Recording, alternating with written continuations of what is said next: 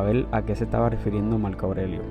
Dice, siempre recuerda estas cosas, lo que es la naturaleza del todo. Él empieza diciendo eso. Todo se refiere a la naturaleza del cosmos, la naturaleza de la naturaleza, valga la redundancia, lo que son las cosas en la vida real. A esto los estoicos le llamaban el logos, o sea, para él el universo no era, mejor dicho, ¿verdad? En el pasado, cuando él estaba escribiendo esto, para él el universo no era caótico, sino que era racional, estructurado, con propósito. Entonces, cuando él habla de la naturaleza del todo, él se refiere a lo que es las leyes de la naturaleza en sí, lo que es el cambio, lo que es que las cosas muchas veces no permanecen de una manera en específico, sino que son cambiantes, lo que es la ley de causa y efecto, lo que es el ciclo de la vida y de la muerte, ¿verdad? Todos nacemos, todos vamos a morir.